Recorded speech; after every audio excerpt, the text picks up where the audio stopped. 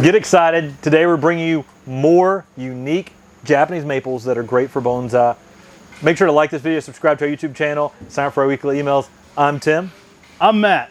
So our first video we did, we couldn't contain it to that. We got really excited, we kept thinking of more ideas, and we're back with 6 more Japanese maples that are outside the box, unique characteristics. Again, Tim and I are no bonsai expert, but we are Japanese maple experts. We've got some fun and exciting outside the box Japanese maples that would make really cool bonsais. Yeah, we love seeing people take our trees and turn them into bonsais. It's one of those things that's just really cool to see what someone's taken something that you've grown and turned it into living art. I mean, living art in bonsai. Bonsai is a recreation of what we see in nature. So basically you're trying to recreate some sort of scene or create some scene that you've seen in nature or that you've thought about from nature. And these are great plants that you can do that with something very unique and very different. Hey, like I said in the last video, I'll tell you up front, most of our 1 gallons of named varieties are always going to be grafted. So if it's a named cultivar, it's going to be grafted unless we have that disclaimer beside it that says specifically a rooted cutting or from seed. And we'll always let you know to the side. So the majority of our Japanese maples are meant for the landscape and are grafted. But these are going to work excellent for, you can either bonsai the grafted version, you could grow a seedling out from this version, or you could air layer off this version for bonsai. So there's lots of ways to use these in bonsai, but I always want to let people know up front, our 1 gallons typically are grafted, but there's a ton of ways to go from there. That's just a starting point for you to get some great plant material, and then you can play around with it however you need in your bonsai expertise level. And if you really like bonsai, check out our video we did on the North Carolina bonsai exhibit. We've got a great collection there where we go through and talk about a lot of the bonsais there that were in display when we went and visited. And 2 different times we ran into Japanese maples that were grafted that have been turned into bonsai. So some fantastic Japanese maples can be grafted and used as bonsai. Hey, I've even seen next level bonsai experts graft new branches into trees. Yeah. So if that can work, you certainly could start out with a graft and make it work. I've seen new branches added to plants before just to create a certain aesthetic. So don't let that disqualify one. There are all different levels of expertise here though. And these are basically some plants that we think would be really fun candidates. These are more outside the box things. So you won't find these in your bonsai book saying, hey, check this out. You know, some of the more common things you see in the bonsai book are like the sojo or shishigashira. These are some things that are going to have similar characteristics, but maybe something a little bit more outside the box. So they're going to have something we liked for bonsai, but they may not be your first thought. So basically there's going to be a few more recommendations for things we think would be super cool done in a bonsai style. Yeah, so we're starting today with Acer palmatum Ruben. This is one in the spring that can give you some really hot pinks to coral pinks in the early spring. Some years it's just hot, bright pink. I mean, it's just electric when it first leaves out.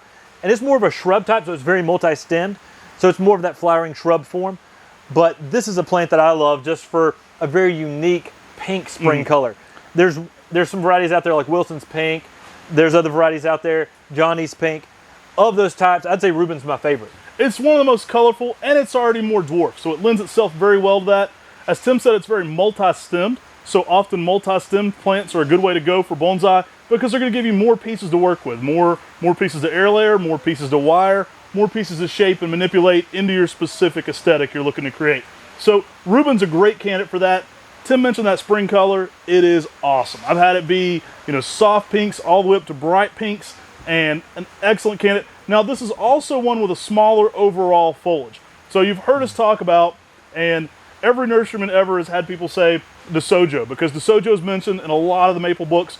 Consider this a similar variety to the sojo in that spring flash has that, and it also has the smaller foliage, but it also has some other characteristics that may make it even more interesting for bonsai, being the dwarfer habit, the denser habit, the multi-stemmed habit, and a little bit smaller foliage with some different colors. So think of it as another candidate for bonsai, a little bit in that DeSojo vein, but giving you something completely different and a new color to work with there. So it's going to pair really nice. If you're already doing DeSojo, this is a no-brainer because it's going to go out there and it's going to look exactly that same small leaf aesthetic, but having a totally different color. And that's what we're doing here, is we're talking about Japanese maples that you may not be familiar with that have a unique characteristic that would make a very interesting bonsai.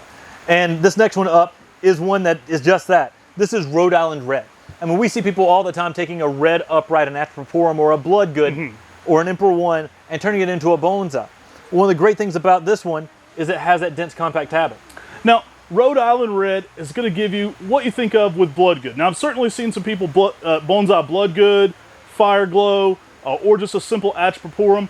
This is going to have a larger leaf, so it is going to be a little larger style foliage, but this tree is going to be very dense and full. So it starts out with a very thick canopy to it. It's going to get more of a globular, small bell shape to it, so it's a very nice, thick habit to it, and that very thick, multi-stemmed, multi-branch plant is going to give you a lot to work with as well for bonsai. Now, this is going to have a slightly larger leaf than what you think of with your typical small leaf bonsai, but it makes a great candidate for an outside-the-box one. So if you're going to bonsai already something like Blood Good, why not start out with a dwarfer form that's already going to lend itself better to those characteristics than something that wants to be a 30-foot tall tree like Blood Good? I've seen a Rhode Island Red. In fact, we had a customer of ours that I was delivering plants to, and she took me around and showed me her bonsai, and she had a Makawi Atsubusa, a Peaches and Cream, and a Rhode Island Red that she had worked and turned into a bonsai. And it was just amazing to see how she had air layered this Rhode Island Red off, and she actually got two bonsais. One was the original grafted part, and one was the air layering, and really shaped and trained this larger Rhode Island Red into something very unique and different, and something that you don't really see that often. Because of this one's shape, it's a great candidate to put it in the ground and let it fatten up. You know, let it thicken up, let it get thicker interior branching, let it go ahead and create some of what you want to work with, and then you can manipulate that and change it for a bonsai later. But it's a great candidate for that. You know, definitely keep in mind it does have larger foliage, but a lot of folks are already bonsaiing Blood Good. So, I mean, why not start out with a dwarf form? Now, I think you hit on a good point that we don't talk about enough with a plant like Rhode Island Red, is that it does thicken up quite a bit. Yeah. I mean, the base of this plant will thicken up quite a bit as it ages. The branches are already thicker than some of these other plants out here. You can get a very large caliper tree without a lot of height. Yeah, and so this is a great tree because it does caliper up very quickly, not just at the base, but on the branches. I mean, the branches get really thick, and so the larger leaves aren't necessarily a negative as much as because it will caliper up and even out quicker than some of the other varieties. And being a true dwarf, it's an excellent candidate. Now, moving along, we have another very unique candidate for bonsai. This one is going to be, almost an extra to this group because it's something super different, something you may not have seen before, but it may be a fun addition to it. We're going to be talking about Pink Princess. Now, this was a witch's broom off the cultivar Benishishihinga. So, a swirling variegated form, but then the broom makes it even denser and fuller. Now, one thing to keep in mind if you're going to bonsai a broom, I would recommend keeping it on the original graft. I don't think it would air layer too easily, and I think you'd have a harder time turning it into a rooted cutting or a seedling. I don't think you can get too many seedlings from a broom. But that said, this could make an excellent candidate because you're not going to find too many plants that have that swirling green and pink, but are also a dwarf. This one's going to be very dense and ball-like in its habit, so it's going to be a great starting point for a small bonsai. I do think you'd want to leave it on its own graft, though. Yeah, I definitely think people could do some very unique things with this plant. And I love this plant because it is so unique and so different.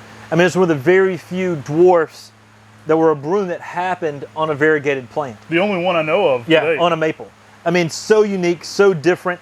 The new growth is very similar to Benishishihinga, but the older growth on this plant, the leaves are much smaller than what you find on Benishishihinga. And so the fact that this happened as a broom on Benishishihinga, it does put some mutations in there. And you get some unique traits that you don't get out of Benishishihinga, like that multi-stemming and that smaller leaf. I mean, some of these new growth flushes on this older growth, I mean, the leaf on it is so minuscule. Yeah. I mean, it's much smaller than anything that I've seen on besides something like Seiho. And I would mention, actually, I was going to bring up Seiho from our last video. It's a lot like a variegated form of that in that it's kind of vigorous at first, but it's going to slow down and dense it up. And so it's going to give you a lot of wiring material to play with. It's going to give you a lot of dense, small branches. And it's very forgiving because of its very, accelerated growth at a young age, but overall staying into a small ball shape. And it's going to give you a lot of what I recommended in Seiho in our first video, but in a variegated form. Yeah, it's very unique and very different. And I think this would be a really fun one to see done as a bonsai because there's not a lot out there like it. This is a plant that can give something very unique and very different, and you could really make a unique bonsai specimen that would stand out from everything else. It would be very unique. It's definitely going to be one that hasn't been done before. It's one we introduced here at the nursery, put a name on. Carl Munn actually found the original broom, and we put a name on it with him. But I don't think it's been done too much in the trade period, but it would make a really outside-the-box candidate for bonsai. Now, moving on down the table, we have one of my favorite Japanese maples, It's another Mr. Maple introduction, another one that we help popularize here at our nursery, and that's Kristen Starr. Yeah, Kristen Starr is an amazing plant found by Bill and Kristen Taylor and named after Kristen.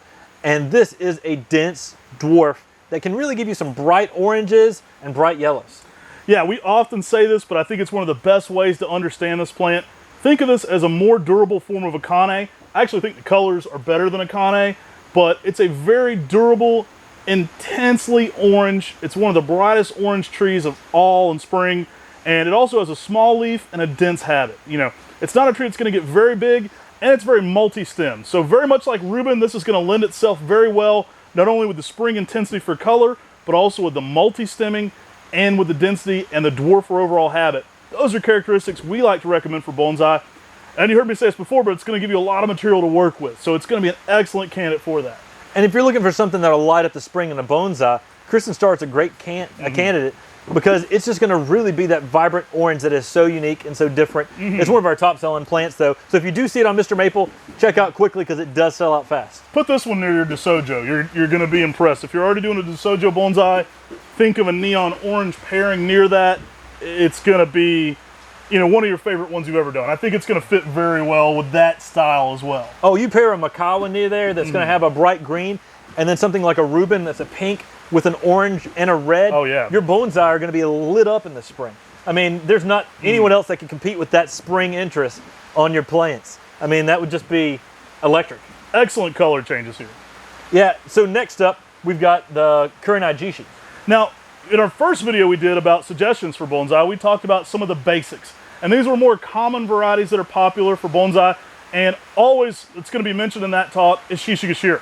So, Nagajishi is the red lion. It is the red version of Shishigashira, if you will. Has a little bit more curling foliage to it, a little bit more twist to it.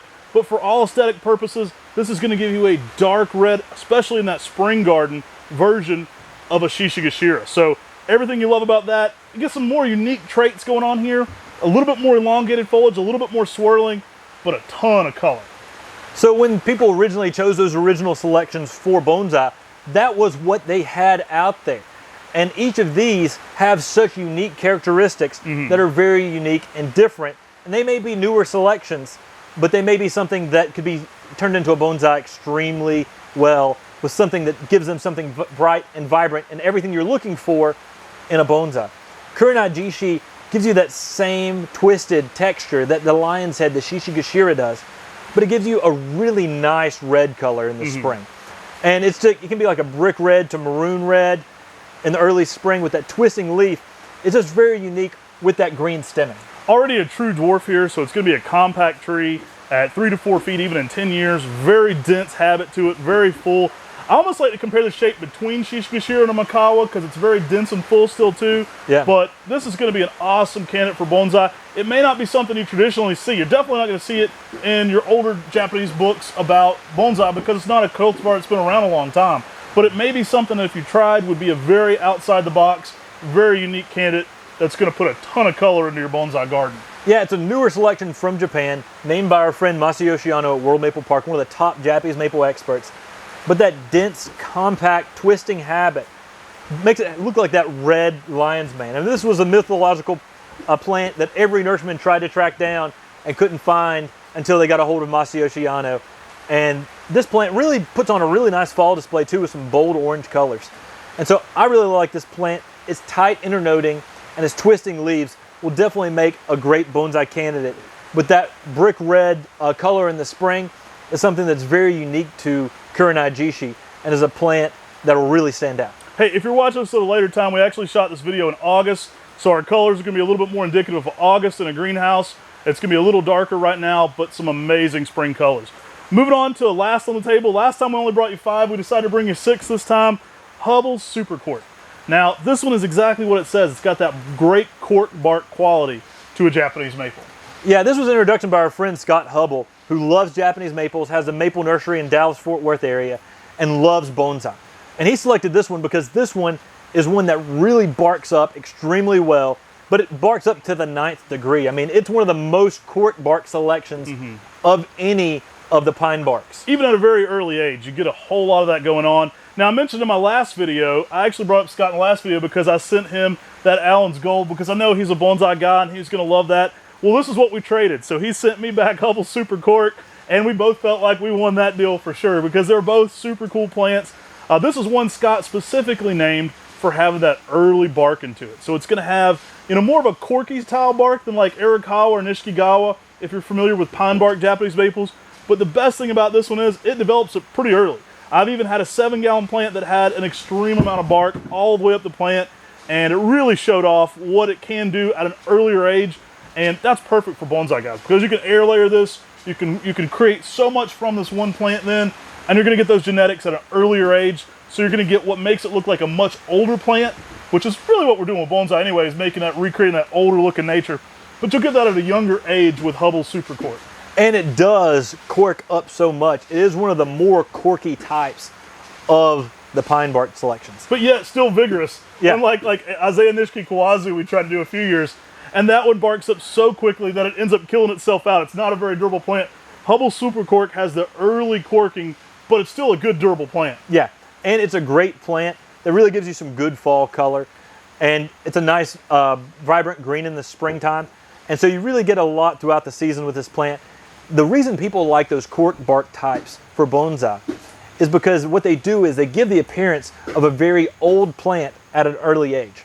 And so if your goal is that you want to get a bonsai and train it and develop it, but you want it to really start showing age quickly, Hubble Super Cork is a great way to do that because it's one of those plants that aged pine bark look really stands out on this one and is one that's going to really get very thick all across the plant and give the appearance of a really old tree, even if your specimen is, you know, in that 5-year range, 7-year range, rather than 150-year-olds. Hey, we hope you enjoyed our second look at some rare outside-the-box maples for bonsai. Do all the great things, like, subscribe, share. We're always going to ask you for those great things. Let us know in the comment section below if you have an outside-the-box favorite you'd like to see done into a bonsai. We always love those suggestions. Maybe we'll do a part 3 if we get enough cool suggestions for that. But these are just some plants that we like. Again, we're not bonsai experts here at our nursery, but we are Japanese maple experts, and we know these traits lend themselves very well to bonsai. So we hope you enjoyed this kind of thing, where we talk about some unique traits and how they could carry over to creating a bonsai-like aesthetic with some Japanese maples. Definitely sign up for our weekly emails on Mr. Maple. There's always new cool things happening there. Every Tuesday at 10 a.m. there's something cool. And if these aren't on our website now, that's where they'll be showing up, is on that 10 at 10. And remember, even if you just enjoy these videos because of the Japanese maples, these are Japanese maples that can be done in containers or in your landscape and garden as well. So these are something that everyone can enjoy. Make sure to like, share, and subscribe like Matt said, and share this with your gardening friends. Take care. God bless. And have a great day.